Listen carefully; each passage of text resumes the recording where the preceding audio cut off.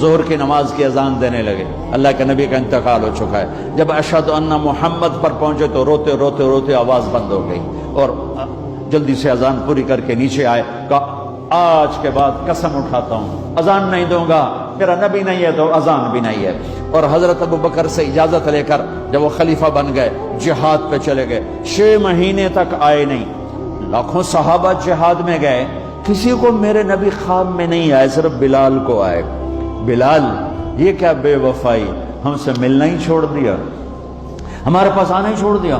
آنکھ کھلی تو ان کو یوں لگا جیسے اللہ کے نبی زندہ بلا رہے ہیں، یا رسول اللہ میں آ گیا، یا رسول اللہ میں آ گیا، اور اسی وقت اونٹنی کو بھگایا۔ 21 دن کا سفر 7 دن میں کیا، 7 دن صرف نماز اور پیشاب کے لیے اترتے تھے اور بھگاتے بھگاتے بھگاتے 8ویں دن جب مدینے میں پہنچے تو آتے شور مچایا، یا رسول اللہ میں آ گیا، یا رسول اللہ میں آ گیا۔ ان کے ذہن سے نکل گیا کہ آپ تو دنیا سے جا چکے ہیں۔ جب مسجد کے قریب پہنچے تو پھر تڑپ اٹھے اور چیخنے لگے کہ آپ تو ہیں ہی نہیں۔ پھر گئے سیدھے قبر پہ جا کے یوں قبر کو لپٹ گئے، یا رسول اللہ میں تو آ گیا ہوں، آپ کہاں ہیں؟ یا رسول اللہ میں تو آ گیا ہوں، آپ کہاں ہیں؟ یا رسول اللہ میں تو آ گیا ہوں، آپ کہاں ہیں؟ بے قراری میں روئے جا رہے، میں تو آ گیا ہوں، آپ کہاں ہیں؟ میں تو آ گیا ہوں، آپ کہاں ہیں؟ نماز کا وقت داخل ہو گیا، کون سی نماز تھی اللہ ہی جانتا ہے، اور سب کو پتا تھا بلال نے قسم کھائی ہے کہ اذان نہیں دیں گے، لہذا کسی کو جرت نہیں ہو رہی کہ بلال سے کہیں آج اذان بلالی سنا دے۔ تو چند صحابہ کو خیال آیا کہ نبی کے نواسوں کو سفارشی بناتے ہیں، حسنین، آپ نے فرمایا میری آنکھوں کی ٹھنڈک حسن اور حسین، میرے جنت کے پھول حسن اور حسین۔ آپ ان دونوں کو اٹھاتے اور دونوں کو سینے سے لگاتے اور کہتے ہیں اللہ میں ان سے پیار کرتا ہوں، تو بھی ان سے پیار فرما، اور جو ان سے پیار کرے ان سے بھی پیار فرما، اور جو ان سے بغض رکھے ان سے بغض رکھ، جو ان سے نفرت کرے ان سے نفرت کر، جو ان سے پیار کرے ان سے پیار کر۔ صحابہ آئے بچوں کے پاس، حسن حسین، کہ بچوں آج کسی کی نہیں چلے گی، تم بلال سے کہو اذان دے۔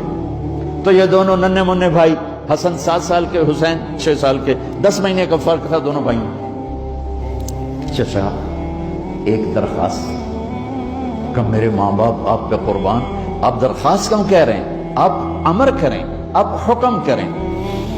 کہنے لگے جیسے آپ ہمارے نانا کے لیے اذان دیتے تھے آج ہمارے لیے دے دو۔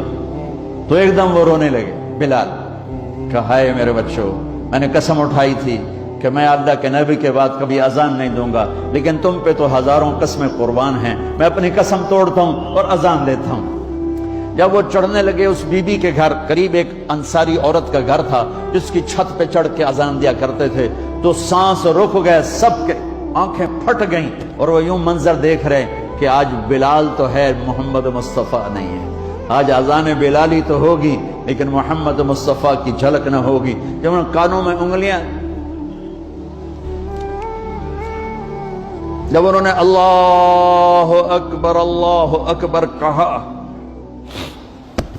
تو مدینے میں گھر گھر ماتم بچھ گیا، عورتیں بھی چیختی ہوئی گھروں سے باہر نکل آئیں، سارے مدینے کی گلیوں میں چیخ و پکار مچ گئی، اور یوں سب کو لگا جیسے محمد مصطفیٰ زندہ ہیں اور ان کا زمانہ ہے، لیکن آپ تو جا چکے تھے۔